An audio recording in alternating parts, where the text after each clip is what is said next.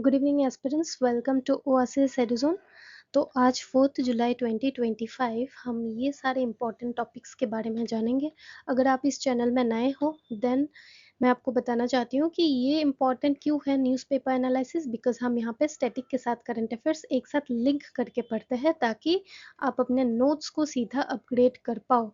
तो कहने का मतलब ये है, हम नोट्स फॉर्मेट में ही यहाँ पे आपको न्यूज़पेपर एनालिसिस कराते हैं, जो बाकी न्यूज़पेपर एनालिसिस में कभी-कभी छूट जाता है।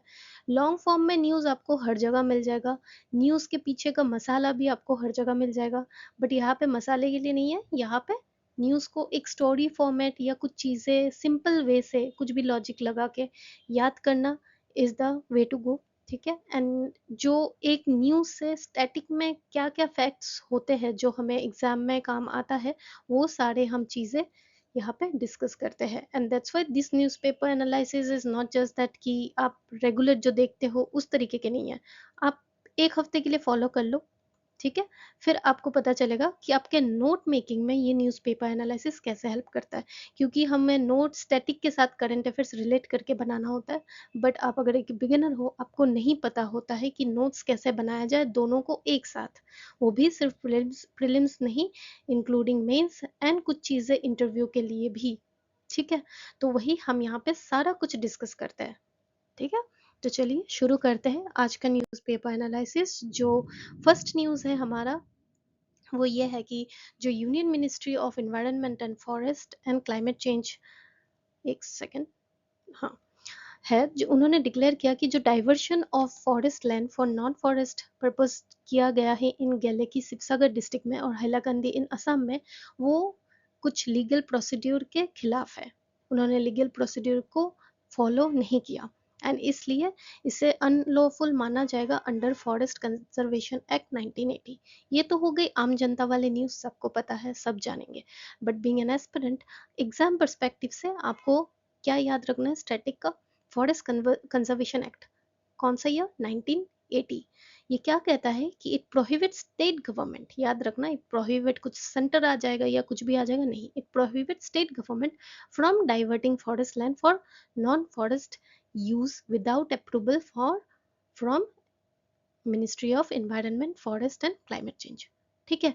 मतलब कहने का मतलब ये है कि ये जो एक्ट है, ये प्रोहिबिट करता है स्टेट गवर्नमेंट को कि वो खुद से किसी भी फॉरेस्ट लैंड को नॉन फॉरेस्ट यूज के लिए यूज नहीं कर सकते without the approval from centre, that is the ministry of environment and forest climate change.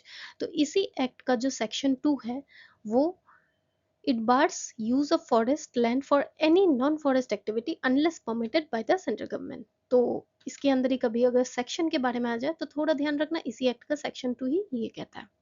तो diversion of forest land in eco sensitive zone, तो ऑफन रिक्वेस्ट मोटा मोटी किस किस की अप्रूवल की रिक्वायरमेंट होती है? State forest department, then ministry of environment forest and climate change and local gram sabhas under forest right act 2006। तो ध्यान रखना ये सारे terms exam point of view से इंपॉर्टेंट है। ठीक है, समझने लायक कुछ ऐसा है नहीं, जनरलाइज स्टेटमेंट है, बस याद रखना एंड एनवायरनमेंट के नोट्स में अपग्रेड कर लेना। इसी के अंदर और एक चीज आती है, दैट इज CAMP है, चंपा याद रख लो, compensatory afforestation fund management and planning authority. ये क्या है? ये एक बॉडी है जिसको स्टेब्लिश किया गया था, जो मैनेज करता है फंड जो कलेक्ट हुआ है फॉर कंपनसेटरी एफॉरेस्टेशन।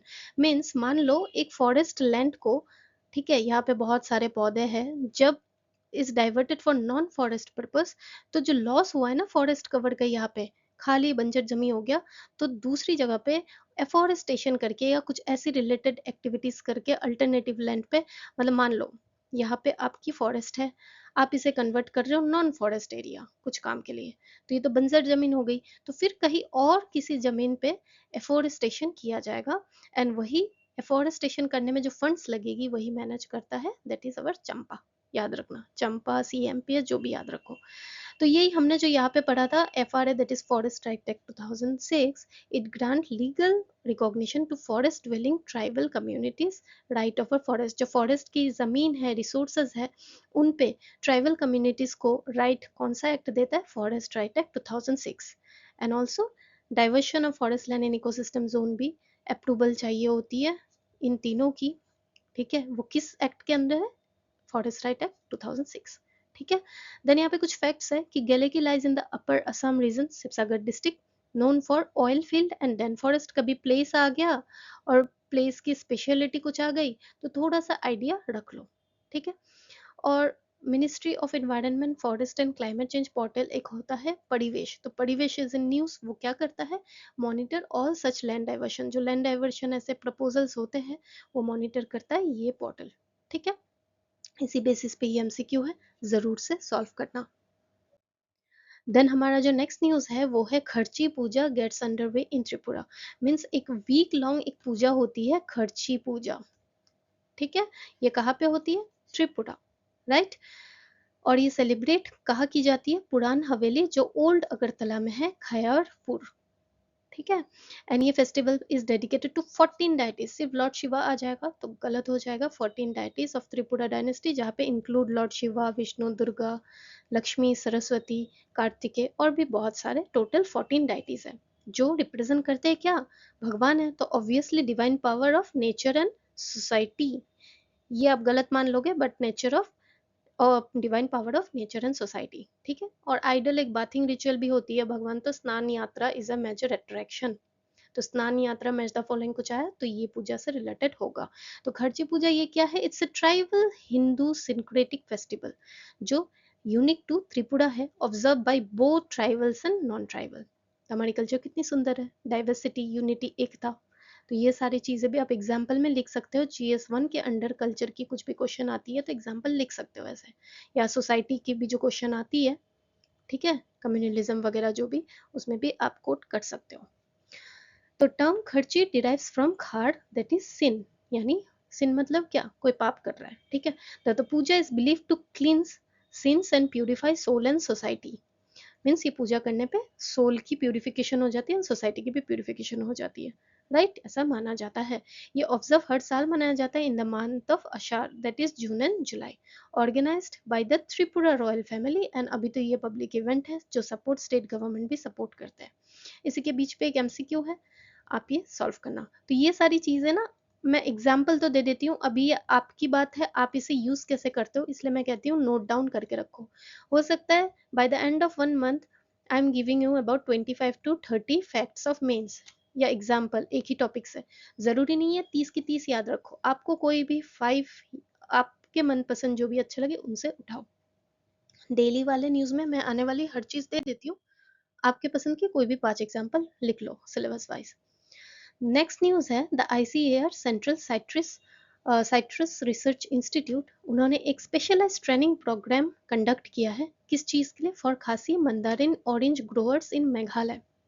ताकि ये देखो, एक स्पेशलिस्ट ट्रेनिंग प्रोग्राम हम क्यों करते हैं किसी भी चीज़ का? ताकि उसकी प्रोडक्टिविटी बढ़े, डिजीज मैनेजमेंट कर पाए, सस्टेनेबल प्रैक्टिस कर पाए। उसी चीज़ की जानकारी, टेक्नोलॉजी में क्या आ रहा है, साइंटिफिक क्या न्यू रेगुलेशंस, न्यू चीज़ें आ रही है, वही सबके लिए तो हम एक ट्रेनिंग प्रोग्राम करते हैं, राइट। तो क्यों क्यों करते हैं? क्योंकि होगा उस चीज़ में कुछ चैलेंजेस। तो खासी मंदारिन है क्या? It's a GI tag citrus variety cultivated in Meghalaya. Citrus कौन सा विटामिन से रिलेटेड होगा? विटामिन सी होगा ना, ऑरेंज। तो ये मेघालय की GI टैग है, तो याद रखना। ठीक है, तो साइट्रस मंडारिन जो है दैट इज खासी मंडारिन, तो वो बहुत उस डिजीज का it's prone to diseases like citrus decline, greening, ये सारे डिजीज होते हैं। तो बहुत सारे हमें techniques, nutrient management, pest control जानना चाहिए, एंड यही सारी चीजें इस ट्रेनिंग प्रोग्राम में बताया गया, because we need to have research based farming. आजकल हर चीज में रिसर्च, साइंटिफिक टेक्नोलॉजी हमें यूज करना चाहिए, राइट। तो ये देने का है कि मेंस में लिखना है, क्योंकि आपका मेंस में GS3 में इकोनॉमी के under cropping pattern is the syllabus. तो क्रॉपिंग पैटर्न में क्रॉप की फेलियर के बारे में भी क्वेश्चन आता है, एंड चैलेंजेस में आप लिख पाओगे कि क्या क्या चैलेंजेस है। तो हाँ, भले ही ये खासी मंदारिन के बारे में है, but grafting technique, nutrient management, pest control, ये ओवरऑल हर क्रॉप के लिए जरूरी होता है। हर क्रॉप के लिए we should have research backed farming, तो उसमें भी आप ये पॉइंट लिख सकते हो, तो नोट डाउन कर लेना। इसी तरीके से करंट अफेयर्स में भी मेंस में हेल्प होता है। जो आप डे 1 से करोगे तो एंड में आप पे थोड़ी सी बर्डन कम होगी, एंड बर्डन होगी भी तो आपको ऐसा लगेगा पहले पढ़ा हुआ है, बस रिवाइज करना है। ठीक है, तो ये ICAR CCRI क्या है? इट्स एन एपेक्स बॉडी, किस चीज के लिए? For citrus research in India. कहाँ पे है? Nagpur, that is Maharashtra. Then Khasi mandarin, ये तो हमने देख लिया।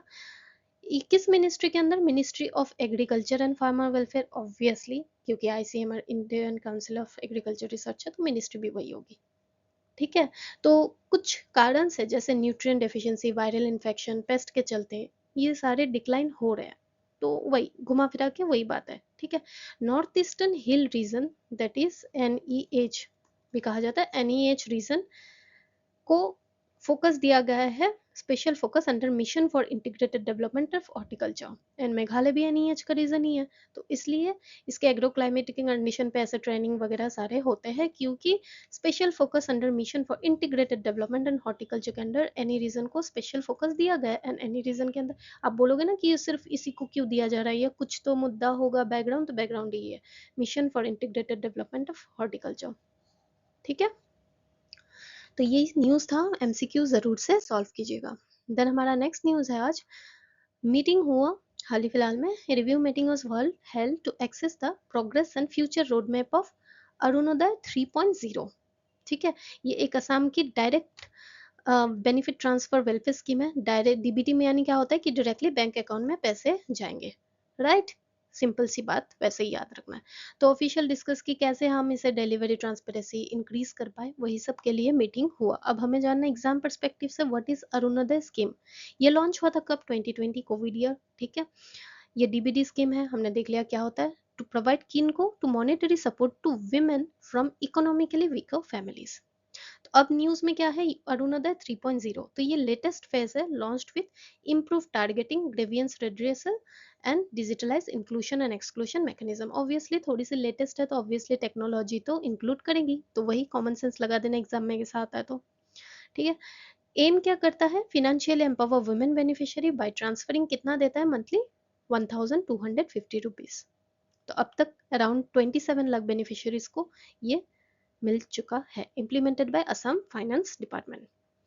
तो टारगेट ग्रुप कौन है? विमेन, विडोज, जो दिव्यांगजन है, या elderly from low income families. ये कवर करता है क्या? इसेंशियल नीड्स जैसे मेडिसिन, दाल वगैरह, पल्सेस, चीनी, इलेक्ट्रिसिटी, ये सारी चीजें आपको थोड़ा आइडिया होना चाहिए कि AC फ्रिज भी देता है, TV भी देता है, तो गलत कर देना। ठीक है, एक्सट्रीम। तो बस यही है, आपको थोड़ा याद रखना है। And welfare scheme for vulnerable section GS2 का सिलेबस है, वहाँ पे एज एग्जाम्पल मेंस में लिख सकते हो। GS5 पेपर में असम बेस्ड जो आता है उसमें भी आप ये कोट कर सकते हो। अब हमारा नेक्स्ट न्यूज़ है कि अभी जो मूडी रेटिंग्स की रिपोर्ट आई है, वहाँ पे कहता है कि अभी यूएस क्या कर रहा है? अपनी तारीफ जो है वो हाइक कर रहा है, बढ़ा रहा है। टारगेट किनको कर रहा है? एशियन एक्सपोर्टर को। तो इंडिया वहां पे लेस अफेक्टेड होगा according to Moody's rating report. ठीक है, क्यों? क्योंकि इंडिया की ना डाइवर्सिफाइड ट्रेड है, वो यूएस पे उतना डिपेंड नहीं है फॉर एक्सपोर्ट। इसलिए देखो, India export to the basket of US किस चीज पे ज्यादा फोकस है? सर्विस। मैं हाईलाइट कर देती हूँ, एक सेकेंड। किस चीज पे है? Service, pharmaceuticals, technology. हम लो एंड मैन्युफैक्चर नहीं करते। लो एंड मैन्युफैक्चर जो कम प्राइस वाले चीज़ एक्सपोर्ट करके जिसमें ज़्यादा तारीफ अट्रैक्ट कर सकती है, वो सारे नहीं, हमारा फोकस इसमें रहता है। ठीक है, तो ये सारी एकदम से नहीं घटा सकते वो, क्योंकि ये सब ज़रूरी है। वैसे तो US is India's largest trading partner, वो तो है, लेकिन इंडिया की ट्रेड डाइवर्सिफाइड है। वो सिर्फ US है हाई एकदम डिपेंड उसी में है, ऐसा नहीं है, इज लेस डिपेंडेंट। ठीक है, लेकिन अलग जो एपेक नेशंस है, इसके बारे में हम जानेंगे व्हाट इज एपेक नेशंस। जैसे वियतनाम, थाईलैंड, मलेशिया हो गए, वो लोग ज्यादा इस हाइक से हैम्पर होंगे। क्यों होंगे वो भी हम नेक्स्ट पढ़ेंगे, पहले ये देख लेते हैं कुछ टर्म्स जो हम मेंस में भी यूज कर सकते हो। जैसे व्हाट इज टैरिफ टैक्सेस, ये सीधा सीधी क्वेश्चन आ जाता है प्रीलिम्स में, ऐसे स्टेटमेंट सिंपल क्वेश्चन आ जाता है ना? इस बार भी APSC में क्वेश्चन आया था ना, trade related, tariff related, economy term wise. तो टैरिफ टैक्सेस क्या होता है? It's imposed by a government on imported goods to protect domestic industries. Imported यानी बाहर के देश से आने वाली सामान, तो ये है मान लो गवर्नमेंट, तो ये इस पे टैरिफ लगा देगा, मीन्स टैक्स लगा देगा, ताकि बाहर के देशों से ज्यादा सामान यहाँ ना आ पाए। प्राइस ज़्यादा हो जाए, एंड फिर क्या होगा, डोमेस्टिक जो इंडस्ट्रीज है वो ग्रो करेगी, क्योंकि उनकी डिमांड बढ़ेगी। यहाँ से आने वाली चीज़ की दाम अगर 20 रुपए होगी एंड डोमेस्टिकली वो चीज़ 10 रुपए है, तो 10 रुपए वाले लोग खरीदेंगे ना, तो डोमेस्टिक की इंक्रीज होगी कि नहीं।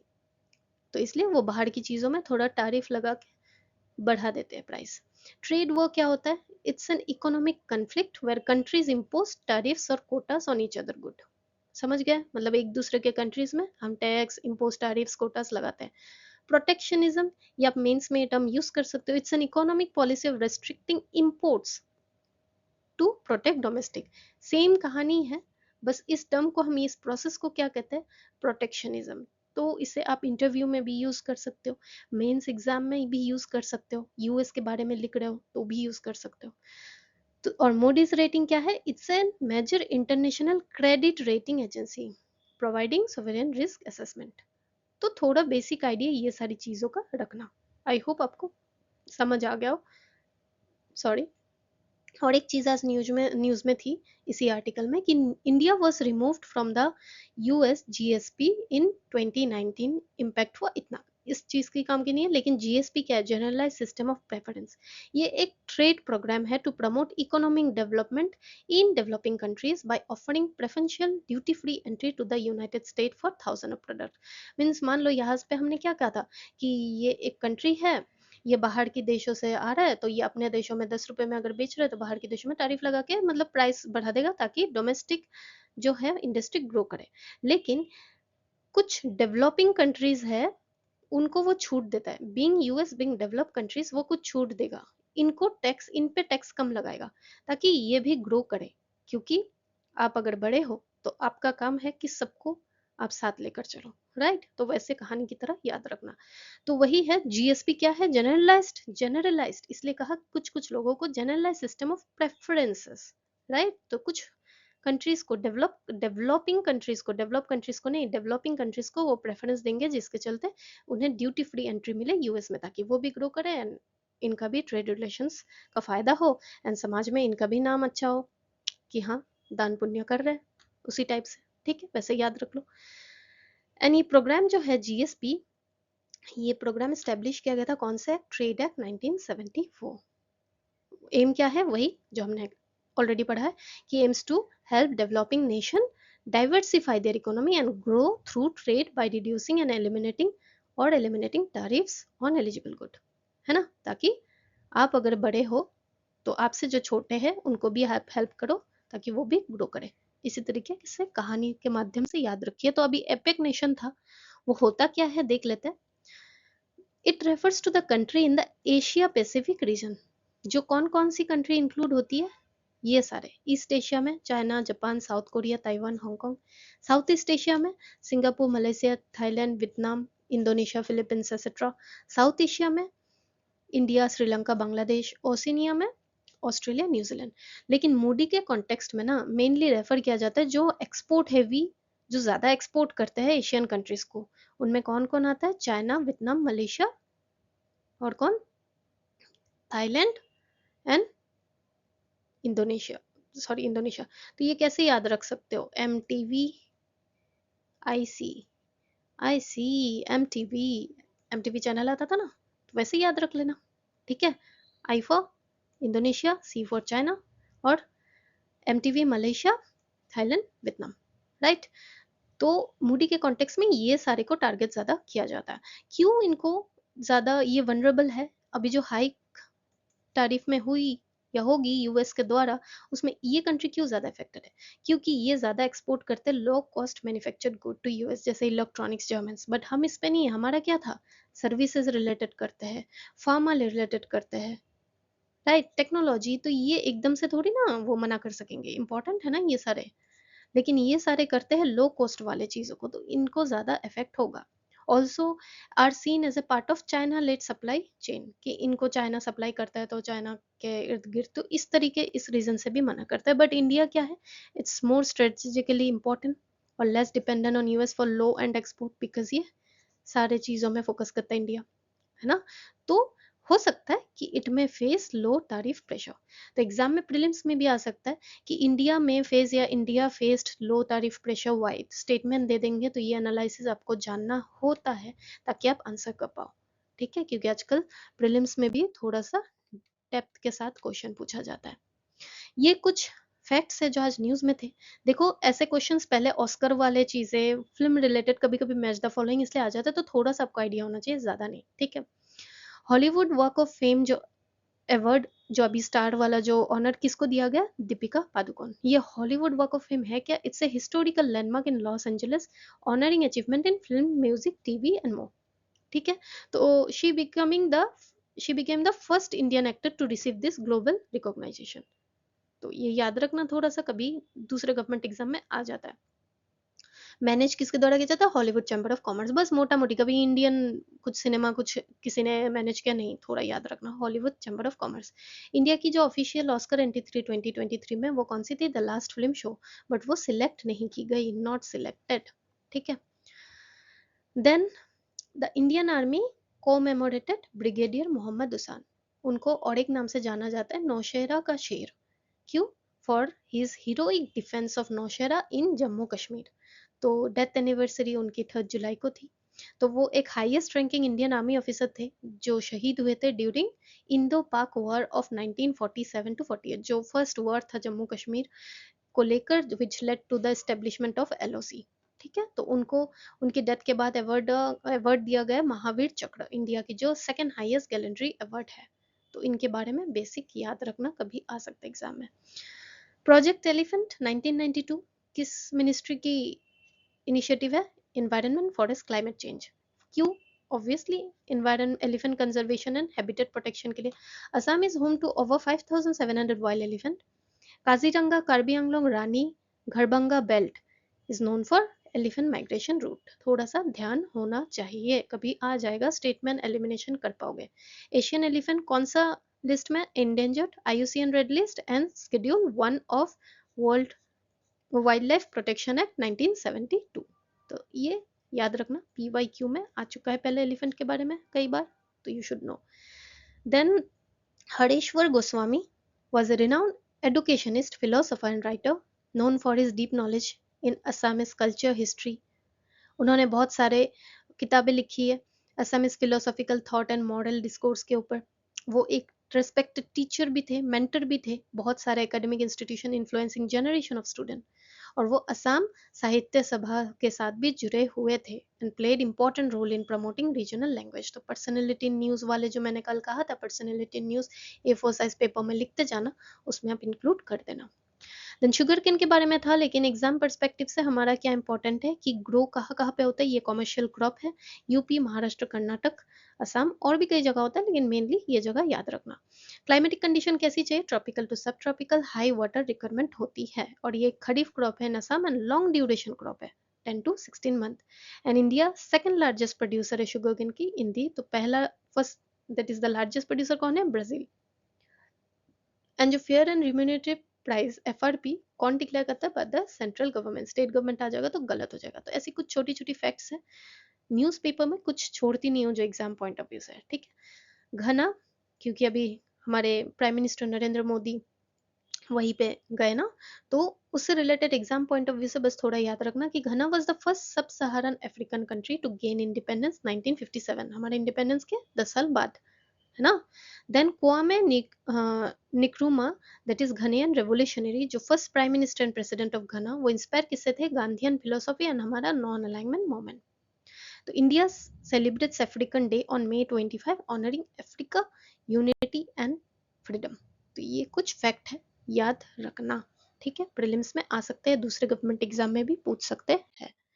तो हमारा आज का जो एडिटोरियल है वो है अबाउट आर्सेनिक कंटेमिनेशन। ये APSC में प्रीवियस ईयर क्वेश्चन में आ चुका है मेंस में, ठीक है। UPSC का भी इंपॉर्टेंट है, प्रीलिम्स में आ चुका है, तो मेंस में पूछ ही सकता है।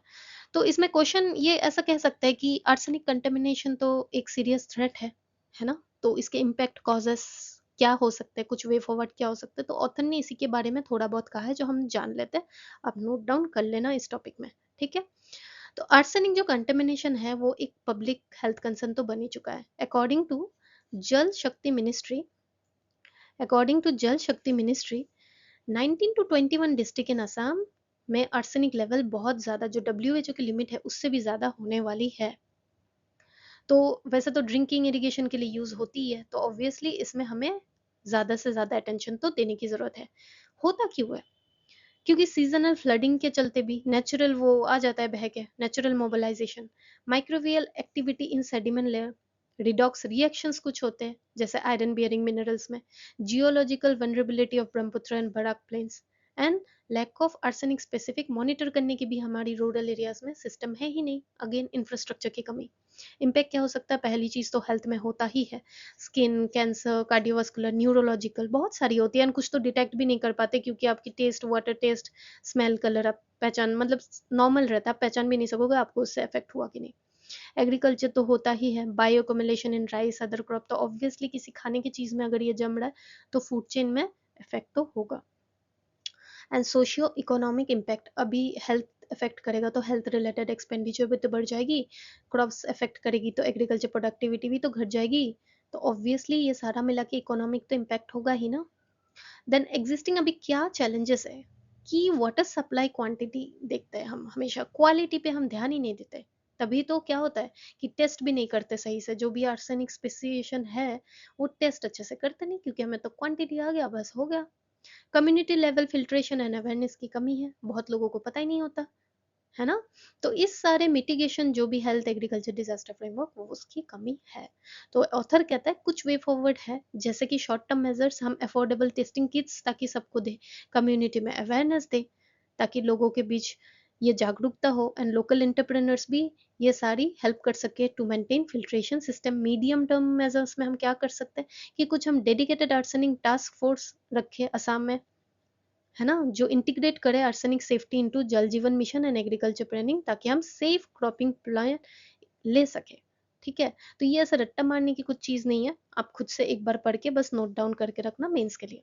लॉन्ग टर्म विजन क्या हो सकता है कि we can focus on circular economy, मतलब सर्कुलर मीन्स फिर से यूज करो एक चीज को। तो arsenic, extracted arsenic can be used in semiconductor industry as gallium arsenic chips, फिर हाई स्पीड जो इलेक्ट्रॉनिक्स या फेस चेंज मेमोरी डिवाइसेस, उनमें भी हम यूज तो कर सकते हैं, है ना। तो अर्ली स्ट्रेंथनिंग जो वार्निंग सिस्टम है उसे स्ट्रेंथन करना होगा, आर्सेनिक सेफ एक्वाफायर्स, फिर establish arsenic mapping surveilling system, again all about infrastructure, right. तो कंक्लूजन वही है कि आर्सेनिक हैजर्ड से डेवलपमेंट की अपॉर्चुनिटी तक हम इसे ट्रांसफॉर्म कर सकते हैं अगर हम सही से innovation, entrepreneurship and governance reforms लाए, जिससे हेल्थ, लिवलीहुड्स एंड ग्रीन ग्रोथ होगा, बूस्ट होगा। ठीक है, तो it was all about today's article, जो ऑथर यहाँ पे कहता है मैंने भी आपको समझा दिया। तो जो भी पॉइंट्स याद हो आप लिख के रखना, डायग्राम के फॉर्मेट में हो, पॉइंट्स के फॉर्मेट में, दैट्स योर चॉइस। तो कुछ भी समझ ना आने से कमेंट सेक्शन में बताना, ठीक है, मैं आपको समझा दूंगी। कुछ भी डाउट हो या न्यूज़पेपर के जो एमसीक्यूज है उसे तो करना, ठीक है। तो आई होप आपने आज कुछ नया सीखा अगेन, ठीक है। अपग्रेड करो नोट्स, कहना मानो, एक महीने के लिए अपग्रेड करो एटलीस्ट। अभी अगर जून को आपने नहीं किया तो स्टार्ट फ्रॉम जुलाई फर्स्ट से फिर से कर लो, या आज ही से कर लो, ठीक है, जब जागो तभी सवेरा, तो आज से करो, एक मंथ के लिए कर लो, ठीक है। फिर आप देखो आपकी नोट्स कितनी अपग्रेड होती है, एंड फिर कोई भी इंस्टीट्यूट की मैगजीन उठाओ एक महीने की, आपको ना 60 to 70% चीजें कॉमन होगी, एंड आपको लगेगा यार ये तो स्टैटिक किताब में ऑलरेडी मैंने लिखा हुआ है, तो पढ़ने की जरूरत नहीं है, बाकी 30% पढ़ लो आप कहीं और से आपको पढ़ना है तो, लेकिन ये भी पढ़ लोगे तो हो ही जाएगा, ठीक है। क्योंकि आना है एग्जाम में, उतना ही पढ़ो जितना आप लोड ले सकते हो, पहले उतना तो करो, जो बेसिक रिक्वायरमेंट है फाउंडेशन को स्ट्रॉन्ग करो, ठीक है। तो आज के लिए इतना ही, फिर हम कल मिलेंगे। कल सैटरडे है तो मैप इन न्यूज़ की स्पेशल जो रहती है, बाकी दिन हम फैक्ट्स पढ़ते हैं, कल हम मैप पढ़ेंगे, ठीक है। तो चलिए अच्छे से पढ़िए, अच्छे से रहिए, take care and have a good day.